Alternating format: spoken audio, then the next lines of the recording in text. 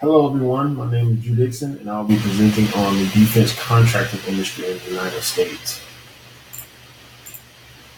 So, ultimately, the goals of this presentation is to highlight the defense industry's origins, growth, current state, and then my perspective on the future outlook. So, first, I kind of want to start with the historical background of the industry since 1946. So, before I do that, I want to level set everyone. What is defense contracting? It's essentially any business organization or individual who provides products or services to the military or intelligence department of the government, right? So for us in the United States, that's the Department of Defense.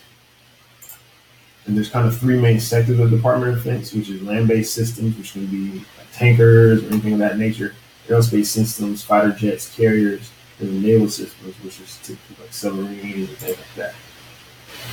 So then moving forward in terms of key dates, there's a lot of key points in history that kind of help define the defense industry and define the spending as well as the growth of the defense industry. I would say the peak of World War II is huge. I think various moments of war climates definitely defined a lot of emerging technology. The national military establishment was defined in 1947, and the Secretary of Defense was established in 1958, which made the Department of Defense more structured, and also defined ARPA, which is the Advanced Research Projects Agency, and they do a lot of contracting to a lot of companies. They manage that process. So now moving into the industry development, how it grew since 1946.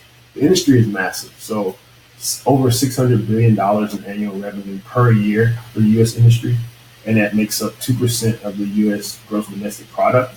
And that's about $172 billion more than the average industry sector. So here's just a chart to the left that kind of describes that a little bit. It shows the percentage of the overall U.S. gross domestic product and how much defense in the defense industry impacts that overall spectrum. And before I move forward, I wanted to show a depiction of 1946 and where the defense industry was and then how it is now.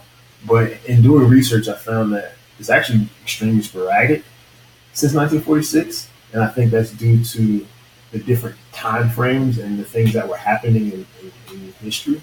So if you notice, pretty much depending on the war climate is really how strong and how much money is invested into the defense industry.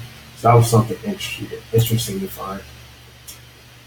Also, in terms of spending by state and by region, that was something I found interesting. So California, Texas, and Virginia are the main regions in which defense spending is the highest.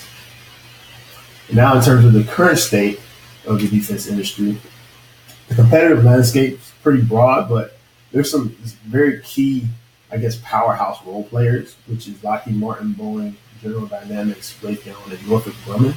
They make up the majority of the landscape for the market.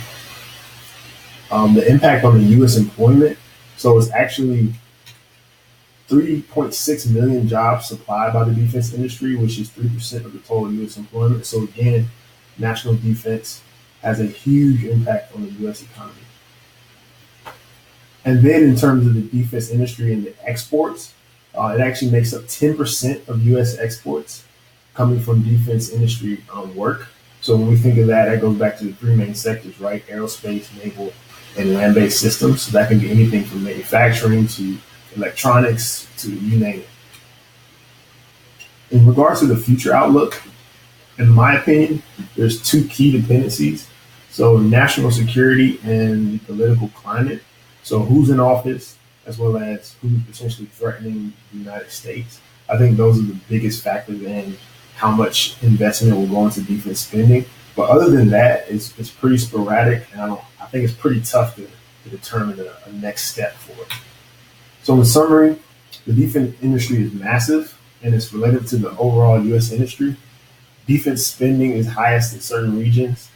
There's some big role players who control the entire market. In terms of future outlook, it's hard to predict the growth or decline, and the defense industry is very dependent on government influence. So here's my references, and thank you.